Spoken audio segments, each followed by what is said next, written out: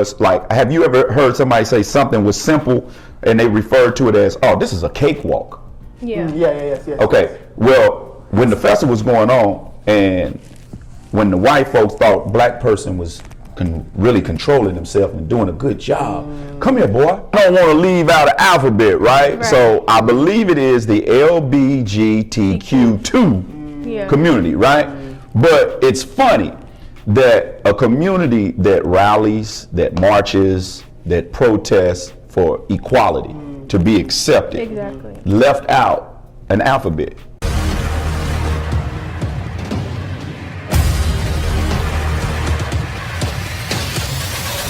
Hey, what's up, good people? Welcome to another FIREDUP KC episode. I am excited. I'm your host, Zeke Wanganga, and I got my co-host with me. Hey, what's up? I'm Z. How are you? I'm doing pretty good. Good to be here. It's kind of freezing outside, but I'm excited for who we have on today. But for those who are watching, please, if you've not subscribed, please subscribe, because this is the only show in case that brings you all the top people, top leaders, entrepreneurs.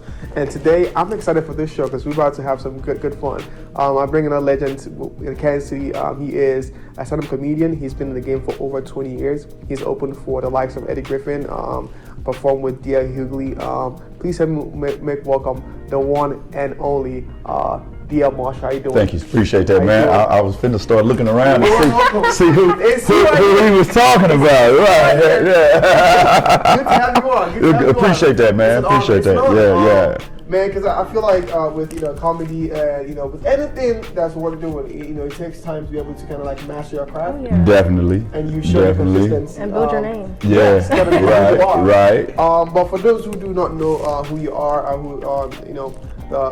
the legendary comedian is, I appreciate give us that. kind of like a bio about yourself and how you got to where you are today. Well, first of all, let me say big up to the 5.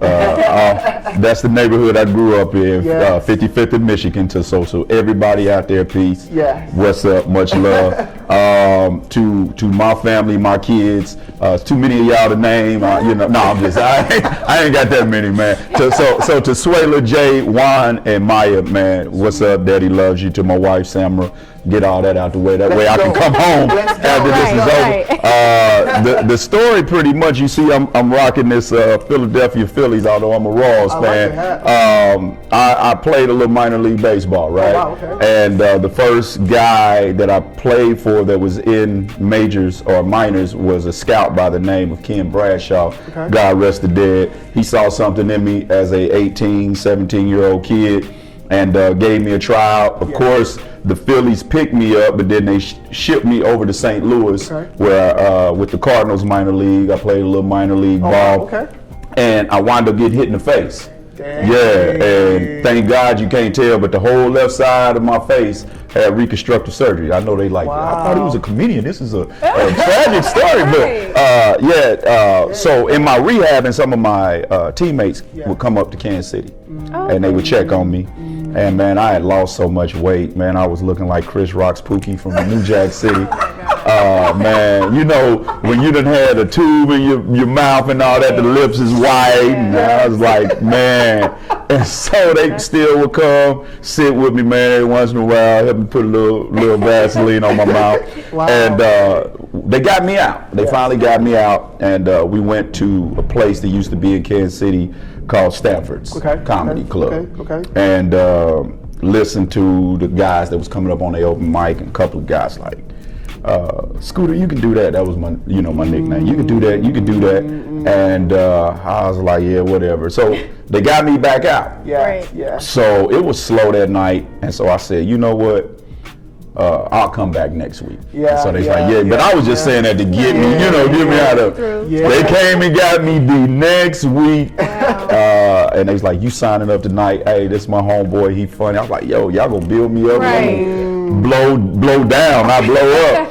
And so what I did was I signed a book, and I signed it under Dallas J. So some of you guys might remember comedian Dallas J. Because if I bomb, would nobody know who I was, right? Smart. But what I didn't figure in, and for those of you that's new coming into the game or whatever, musician, whatever you do, don't anticipate your failure before you anticipate your success. Because I didn't anticipate, well, if I do good, then I got to come back and keep using that name. Yeah. And I did. Oh, wow. And I kept coming back, and then I wound up winning. I won an opportunity to host. And then one night, unbeknownst to me, Eddie Griffith walked in the club, right? And so when anybody in the comedy world knows, if you're doing an open mic or you're doing a set and a legend kicks in, everybody gets bumped. So he walked in and I got bumped, and there was no disappointment because I got a chance to, as they say, take class from Eddie Griffith. And so he came up, and of course he does what Eddie does. He killed it. He was at home. And so the guy that was running the open mic night for that night, he was like, this kid here, I'm looking for him to be particularly a host. Eventually he's got the chops, he's funny. And so Eddie Griffith's like, you funny now? And so, and I was like, yeah, I'm funny. He's like, all right, you come down there to Nisi's, come down to Club Airlines, and we see what you got. And so I was like, all right. And so I told him, he told me what time to be there. He told me don't be late. And so I get down there, I'm on time, I'm early. And that's where the monster of comedy started feeding on the desire, and it started growing and started growing. And I remember Eddie said, if you gonna make it, you gotta get out of Kansas City. And so I was set to get out of Kansas City, and then I found out that I had a child on the way. Oh wow, So I had to make a decision to be a full-time father or a full-time comedian. So I kind of struggled with that. I was taking trips, and then when it came to get ready to move, it was nagging and gnawing. I just wasn't completely sold. And so a guy named Darren Fields had a showcase at this club called the Harris House back in the day in Westport. Like I told y'all too young to know about that. But I went down to the Harris House. I'll never forget, the owner was like, I don't want to see your little black anus at that bar. You do what you came to do and you get up out of here. And I was like, all right, cool, So I did the show from the ComCam, and then I started getting calls. And so my dad's a pastor, so I'm a PK. So that's humor in itself, right? Yeah, I hear y'all tone the voice. Don't be talking about we the worst ones. We ain't. Y'all just be in our business more than y'all be in the mother kids' business. But so my dad started having me teach Sunday school. And so I'm like, wow. So the thing that changed my mind, and it was a conviction of sort for me, asking God, what should I do? Should I send money back and tell my kid's mom or my son's mom, hey, I got you, but I'm trying to chase this for us. That this is for us, right? And the son suffer, or do my due diligence. And so when my dad came to me and started asking me would I teach Sunday school, so I was like, well, maybe that's a sign. But you know how we do when we really don't want to hear that, like, but let me throw and pray again. And so I was teaching Sunday school my third week.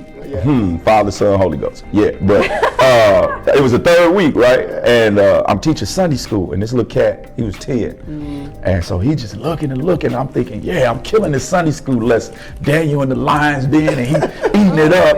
And so all of a sudden he said, "Wasn't you on Comic View? On BET?" What? And I'm like, you like, hi, yeah. And so Daniel was and he made the line appeal. He's like, yeah, BET, you came on Comic View. And I'm like, look, bruh, 10? what are you doing watching Comic View at that time of night? Why are you on cable? I need to holler at your mama if she need prayer or something. And he got to running down jokes, and I was like, whoa.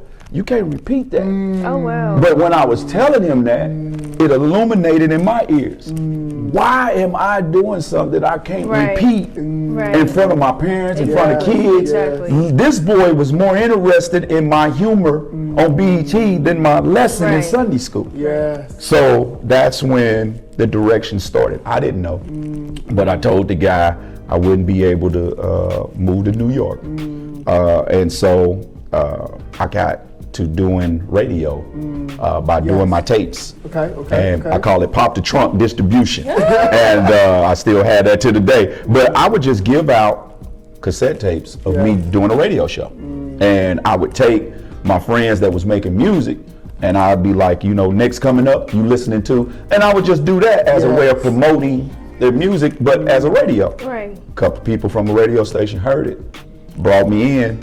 I started off doing weather. Like, you know, I put pizzazz. I put pizzazz on weather. You know, I'm like, hey, yo, you might want to give yourself some breaking room because it's gonna be sleet. And so I started. Everything I was doing, it was putting comedy to it. And I didn't realize that God was having me hone my comedy for a clean venue. And some 20 some years later, I was at a radio station. Big ups to Griff. That he's on. You guys, I'm pretty sure heard of Mary. Erica Campbell has a show called Get Up Mornings with Erica Campbell. Griff is a co-host. He did some segments on DL's Backstage Pass, Backstage Conversations. Y'all make sure y'all go to Spotify, iHeart, check my radio show out. But he was coming to Kansas City, right? And so the radio station owner was like, D, you funny on the air, man. You want to do about 5 to 7 minutes. And so I'm like, God, this man don't realize that I've done, you know, and he came and said, and so I said, all right, God, I hear you. And so I said, I'll do it. You know, I was going to look at it as me coming up, telling a little few humorous lines, 5 minutes. I mean, I can do that. And so the people kept laughing. And so I was like, all right, this has been fun. And I'm looking at the side of the stage and they doing this.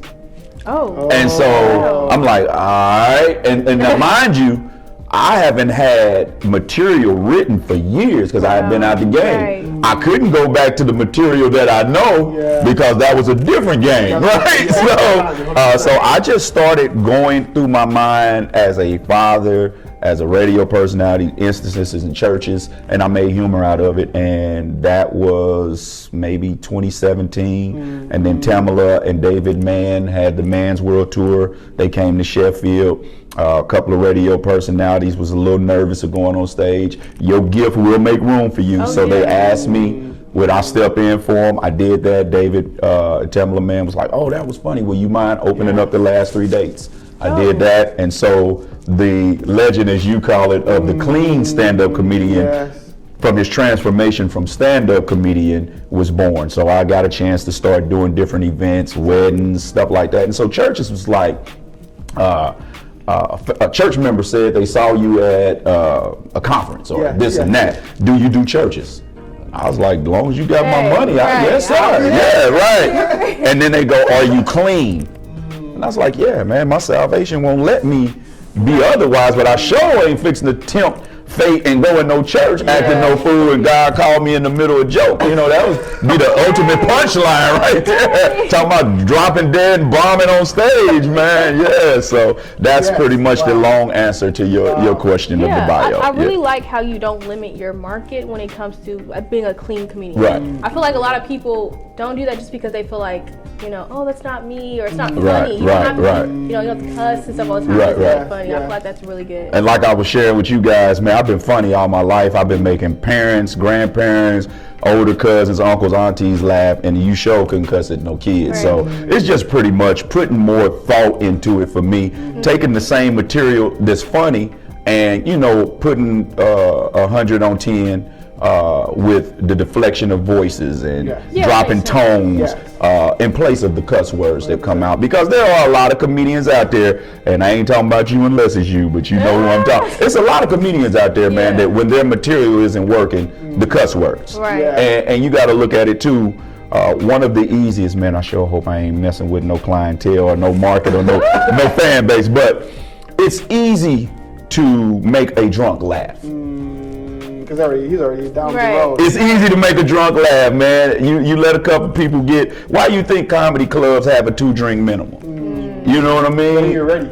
Yeah, you know, you stir the pot and letting it simmer, letting the stew simmer. But why do you think sometimes it's easy to act a fool when you inebriated or you a little buzz, right? So you go out aside boundaries. You take risks when you've had a little sauce. You know, you had a little antifreeze and then everybody else is on the same wave. So, I mean, it's easier. It's easier. It's not easy, you know, no disrespect to the craft. But when you are sober in front of sober-minded audience, yeah, it's definitely. that ain't had nothing, they ain't been partaking in communion, they ain't had nothing, and you better be funny. Exactly. And so I would say doing it clean is a little more into the craft. You dig a little deeper in your bag, but it's more rewarding.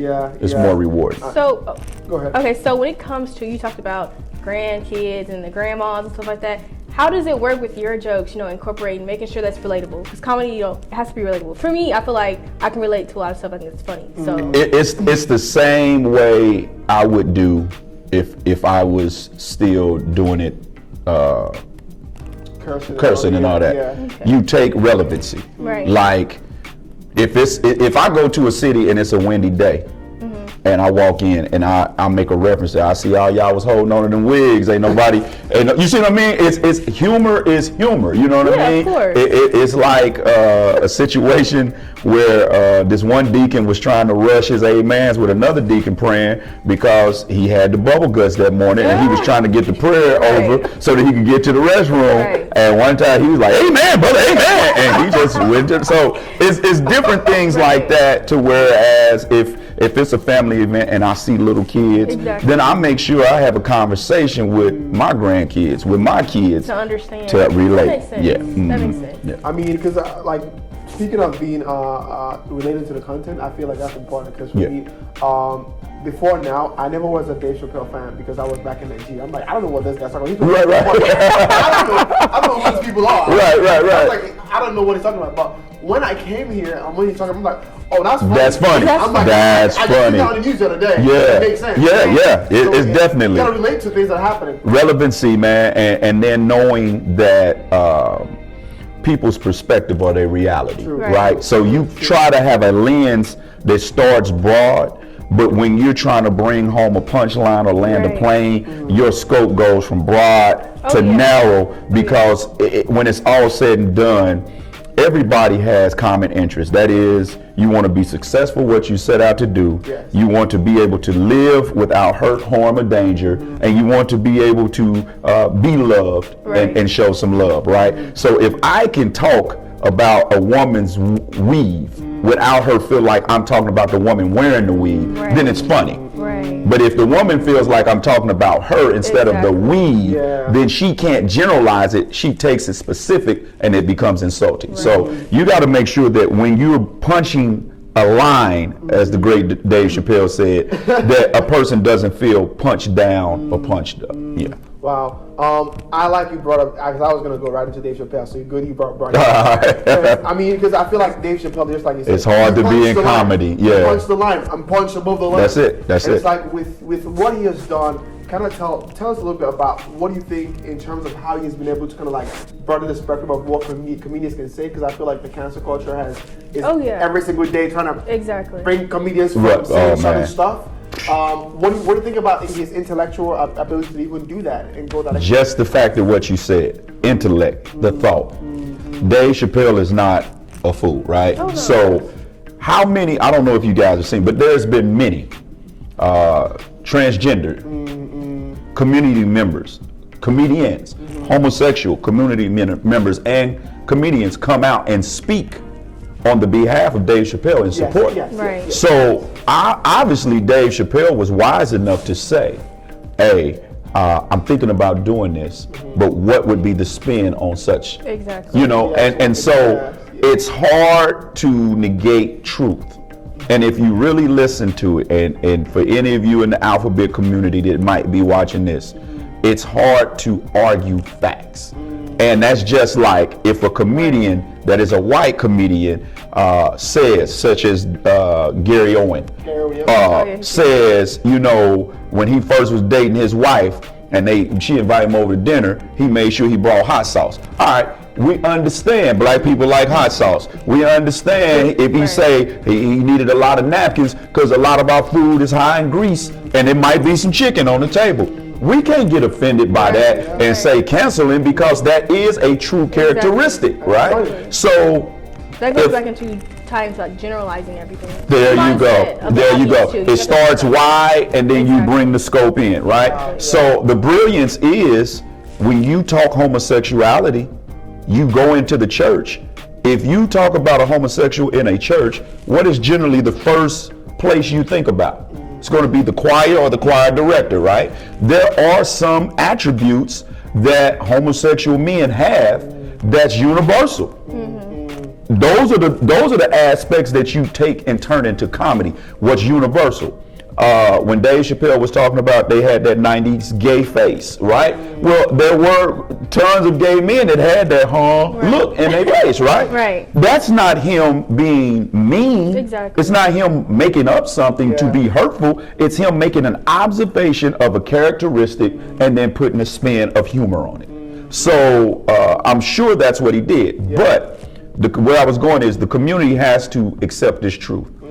The most solidified fact that Dave Chappelle made in the closer was me, this homosexual, homophobic, transgender or transphobic comedian gave a transgender woman an opportunity to open up from whom y'all say is the GOAT, right?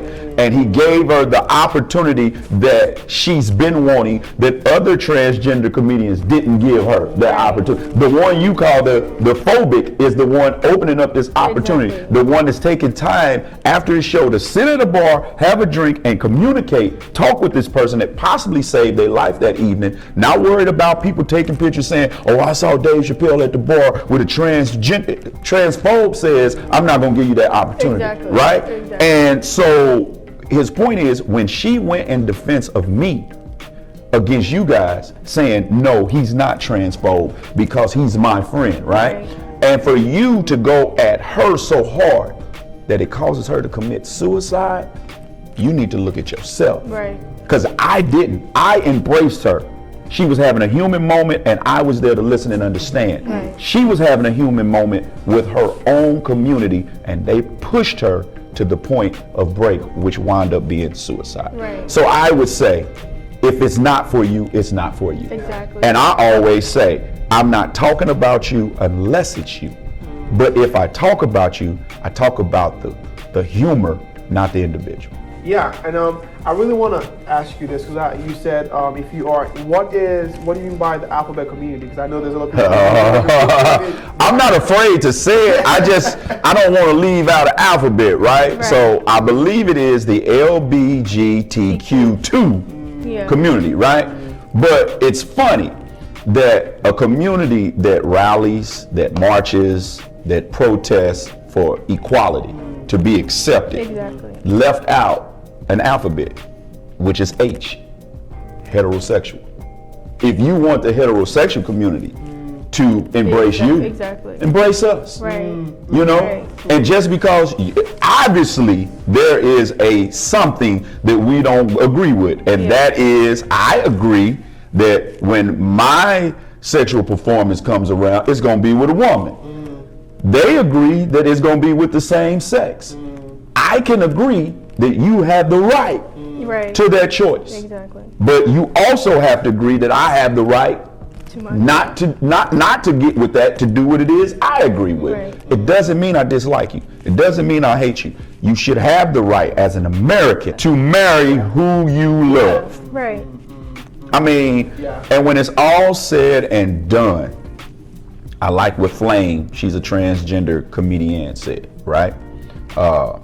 What's all said and done, I have breasts, I wear makeup. If I get pulled over by the police sees a black woman, right? If she has a coat on and isn't in drag and is wearing her hair like a man, right? Then the police sees a black man. But without doubt, the police is going to see what? Black. Yeah. Right? So I appeal to the black community. Take away the labels. I think so. I think every letter in the alphabet is a case for division, even within inside that community. Right. That's just my opinion, and I have a right to it. But if you really want to have inclusion, take away the labels, take away all that, and let's come together like we do at our family reunions. There's homosexuals, there's drunks. There's pedophiles. Ask the Kelly family. There's all kind of facets at family reunions, right? So we're gonna get in trouble with this one. But again, that's that broad scope, bringing it in, right? It's the truth. So if the truth makes you mad, stay mad, right? And to your question is, I had the last show me, Bam, and Carrington did. We was hit with, you can tell any kind of joke as long as you're not cracking on or talking about the pastor. Well, shucks, that's the first thing you maybe want to do, right? So, but I like to say the genius in how I did it is every time I got ready to land a joke at the pastor, I found where he was sitting and I looked directly at him. And I said, this would be the part of my show where I would get on you. And then I would go into something, and then this one lady kept walking back and forth. I said, you don't sit down somewhere? I know you get tired of the pastor saying that, and here you go, da-da-da-da-da. I said, see, pastor, this is why. And I said, oh, but they say don't talk about the pastor. So everything I said about the pastor was either in support of, because I'm a PK. I understand what you see, right? But then I said, every time I looked at him, about the fourth time I looked at him, I said, see, pastor, you see how uncomfortable you feel? I said, that's how we feel every Sunday morning. I said, it ain't no fun when the rabbit got the gun. And so that is how I went against her, letting her know, you will not censor my gift. This is my area. You booked me to come make people laugh, and I'm going to make people laugh, and nobody is excluded from that task. Yeah, not even myself. Now, to wrap this topic off, and I wish we went live on this. This was really good. But we'll do this again. All right. We'll do this next year when we have all our live equipment on. So that Sound good. I want us to, because I want to act as the devil's advocate in terms of, because you talked about the letter H is missing. He about to give me cancer. All my 2022 bookings is about to go away. But I really, because I feel like in terms of people in the LGBTQ plus community, they might say, hey, the Black Lives Matter movement is saying, hey, Black Lives Matter as well. And LGBTQ plus community might say, hey, we matter as well. And that's like why they're trying to make that exclusivity of like, their, what the group that they're in. What would you say on that? And also, I think that would probably be my question. I would say if you said Black Lives Matter and so do the communities, I would say you absolutely right.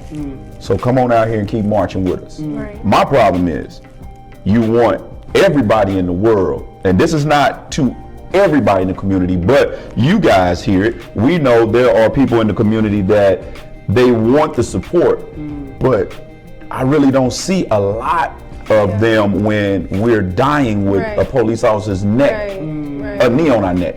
When we're getting harassed, jumped, and beat, incorporate that, because there are Black transgender, male and female. There are Black homosexuals, right? So when we say Black Lives Matter, why does that offend you? You see what I mean? But since you asked, I'm going. Let's go. All right. Once white America realizes that the world revolves around more than just them, right? And again, I don't say everybody, this is generally, right? There is no way in 2021, on the brink of 2022, that there is nobody arrested for January 6th insurrection. There is no way that Donald Trump has not faced charges for the things of hate speech, right? You will cancel Dave Chappelle or march to cancel Dave Chappelle, but you won't march to cancel the things that Donald Trump said. Donald Trump, Dave Chappelle, you get his film held up after the closer, but you elect Donald Trump as the president after he said, just grab a woman in the... You know what? You see what I mean? The world is backwards. Here we are here as medicine. Here we are as medicine for foolishness such as that, to get your mind off the boss on your nerve at work. The kids getting on your nerves and you don't want to drive them to the river and jump out the car. We are the healing source to get your mind from snapping. But you want to cancel us and support someone that says sexually assault a woman and I'll be your leader. Wow. Dang. Yeah, we already knee deep into it. I'm fired up. Right. But man, I really love. I want to continue that conversation, and definitely our next episode. But I really would want to touch up on. I don't know if you heard about the case about the police that shot a black man in Kansas City. They're not bringing it back. Right. Doing all that crying and fake crying, man. I ain't never seen nobody cry that hard and face stay dry in my life. And I mean, also on the national level, I think what's his name? Kyle Rittenhouse? Yeah, I think. Oh, yeah. Stumped like the protest with like a car and he hit a bunch of people, I think. Yeah. So it's I mean, for me in Kansas City, seeing. Where's the marching to that? Why is that even? Why is that wasting money for a trial? Why is that wasting money for news coverage? Right? Like, we are quick. I mean, look how quick that Netflix walkout took. Right. Yeah. How long ago has it been since this guy ran them people over? We make mountains out of molehills, and we try to make you say that mountain is a molehill. Right. The things of importance that we need to jump on top of and eradicate, we don't. Why? Because it's good for their business. Not our business, their business.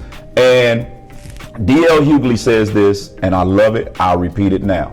The scariest place for a black man to be in America is in the imagination or the mind of white America. Dang, that's deep. That's real deep. You need to break that down. Yeah, elaborate. So, if you go all the way back to slavery, right? Right. The thing, which is like in the NFL, the thing that made the white man want to buy the black man quickest was his physique and his stature. If he was strong and robust, oh, that's a good buck right there. We'll get him and he can but the same thing that made you purchase him is the same thing that made you fearful of him. Because if he got upset, you knew there was nothing physically you could do with him, right? So what you did was, so that he couldn't be a hero that the other slaves could rally around, you buck broke him. Y'all know what buck breaking is, right? So let's go deep. We already we diving in. This is sort of like from my Jamaican roots, and a lot of Haitians would know this, right? So the reason why a lot of black people don't like the source or the term picnic is because it derives from pick a nigga, right? So how they did was, like, have you ever heard somebody say something was simple and they referred to it as, oh, this is a cakewalk? Yes. Okay, well, when the festival was going on and when the white folks thought black person was really controlling himself and doing a good job, come here, boy, and they give him a piece of cake, right? Well, you couldn't sit down amongst them good white folk and eat your cake, so you had to keep walking so that they could see you at the same time know when you was finished with the cake. So you could be rewarded with the cake, but you had to walk while you eat it, hence cake walk, right? Have you ever heard anybody say when they was in a tight squeeze, you got me bent over a barrel? Yeah, I've heard that, yeah. Okay, well, what they did, white men, heterosexual white men, that's why Dave Chappelle said, I thought I had you figured out and then you changed your gender. That's always been a component and a fascination of white men. Not all of you, but a whole lot of you. All right, so then they would bend the big black guy over the barrel in front of his wife, his children, and every man that held him in high esteem. They would bend him over a barrel, sort of like Pulp Fiction with Vin Rames, and they would tie his ankles and his wrists together, pull his trousers down, and rape him in front of everybody. So now when I'm done with you, they're not going to remember your mind. They're not going to remember your leadership. They don't even care about your physical stature anymore. Right. All they remember is this man made a her out of you. Right.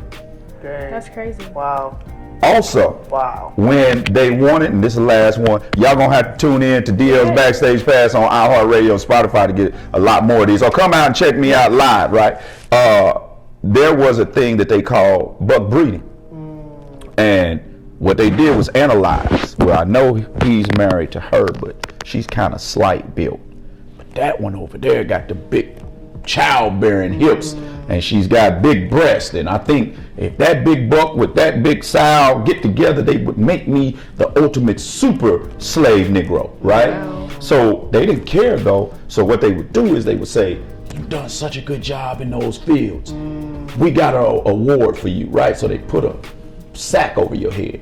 And then they say, "You've been good in Miss Miller's house. We're gonna put a sack over your head." And they would treat you to sex, right? So they would have your head covered up and they would put you in this little cabin or room or wherever, right? And they would allow you to have sex, right? And then when it was done, you could pull off that hoodie and that might be your aunt sitting right there. Wow. That might be your sister. They didn't care as long as the genetics looked like they could build a bigger genetic of Negro. So that is the psychological dysfunction that our people have been going through, dealing with the aspect of sexual immorality. But I know y'all want to talk about humor, so. Dang, this one's humor in real life. So, man, you have given us a masterclass just on, you know. For sure. Yeah, this is a masterclass. I've learned so much on this episode. I want to do this again. We should. We got to do this again. We're going to do it live. Well, okay. Oh, yeah. All right, sounds good. Is there anything you want to add? I mean, no, you touched base on a lot of areas. Yes. I feel like we just need to be more woke and care to be more woke. Understand people in general. You know, that's something we need to get together. Yeah. And also, like, another thing too, I think like the word woke has become a little finicky these days. Yeah. It's become a little finicky these days. Aaron Rodgers is using it now, telling people stay woke with the vaccination. No, bro, that's more so on the racial injustices. All right, yeah, you know, Martin Luther King wasn't talking about no vaccination. I try as much as to be more like unlearned. Yeah. And less being like woke. I think it's been misplaced in so many areas when it comes to that stuff. I think what our black community needs to stop doing is being dismissive to information unless somebody is on. That's how we keep getting hoodwinked, is because once somebody has reached a celebrity status, well, what is celebrity? It's popularity. Exactly. That's all celebrity is. Yes. Because the popularity generates the revenue that makes the money. The celebrity status just means you're popular enough to get perks, because there's a whole lot of rich people that can afford some of the same things, if not more, than celebrities. Celebrity just means you're popular enough to get perks. Right. I will vote for you because you're popular. Right. So I would just say, do your research. Oh yeah. With Google now, you know, you can go in and look for stuff. Go find books. Go to the library. And go get the books that been hidden for years. Right. You know, stuff in books. My grandma always told me. Man, you know, I'm reminded of an old story. This preacher said that this kid was going off to college, right? And grandma gave him a Bible. And in Genesis, in the Psalms 23rd Psalm, she put $200, $200 bills in the 23rd Psalm. And she said, you make sure you read this word every day, because it'll pay out for you. And so literally he came home, he went to college. After the fall came around, he called, "Hey grandma, how you doing? Just trying to see if you got any money I can have. I'm running a little low. I don't want to wait till I'm broke." She said, "Have you read the 23rd Psalm?" And he was like, "Well, I'm gonna get to it. She said, "Okay, baby, read 23rd Psalm and get back to me." Thanksgiving came around. He out of money. Grandma, I was wondering, can you send me some money? I ain't gonna be able to come home for Thanksgiving. She said, "Baby, have you read 23rd Psalm?" He's like, "Well, I'm gonna get to it by the end of the day." Okay, read 23rd Psalm and then give me. Finally, Christmas came around. He asked for some money. She said, "Baby, everything you need is in the Word of God. Just pick it up and read it. The Lord is your shepherd, and with that shepherd you shall not want." Open up the 23rd Psalm. Read it. Right. And he opened up the 23rd Psalm with her on the book, on the phone. And he realized that God had supplied the need that he was worrying her about through his grandma, and you didn't even take the time. So what I say is, everything you need is in a book. Right. Whether it be the Bible, whether it be an encyclopedia, whatever. Go find the words of people that walked it before you. Exactly. And then see the journey they took, and then some of the pitfalls, we won't make the same mistakes. Right. Wow. Yeah. You said it all. I think at this point, what we're just going to do is ask you what you got going on next. Cool. You said it all. That's what's next. Appreciate that. January 29th, we'll be in St. Louis, Missouri. Check all our social media pages. You can catch me at THEEDL Marshall on all platforms. That's Instagram, Facebook, YouTube. THEEDL Marshall, the DL Marshall. We'll get those dates up here, but it's January 29th. I believe it's going to be 6:30 p.m. St. Louis, Missouri. And then we'll be here in Kansas City in Lee Summit. I think that's the Greater Bible Fellowship International Church in Lee Summit, Missouri. Okay. That's 6:30 on Valentine's Day. So get your boo. Don't just bore her with the same old or bore him with the same old. Right. Come on out, celebrate what love is, because Jesus is love. He gave you guys together, and celebrate each other with some laughs. It's going to be hilarious, holy hilarious. Come get some of this funny. Yeah, and so come on out, and that's Valentine's Day. And then the 24th of February, we'll be in Houston, Texas. The comedy tour is called the Gentlemen of Comedy Tour. It's myself, DL Marshall, Bam Brown, Carrington Lopez that's been on the show. And we just figured we was clean. We get fly on the stage. We gentlemen. You know what I mean? We're going to respect your wife sitting there. We're going to respect you. We're going to respect grandma and them, the kids that come in, but we're going to be funny. And if you come up in here looking like any kind of way, it's the same kind of comedy show. I'm going to do about 5 minutes on your outfit or your behavior, and then we'll move on. I just won't cuss you. That's all. Awesome. That's what's up. Z, do you want to close us out? Yeah, of course. I think this was a great show. Appreciate it. I enjoyed it. Yes, I'm excited to hear more, talk more. We'll definitely get that together. Be sure to tune in. Watch us on all platforms. We'll see you later. Peace out. Peace out.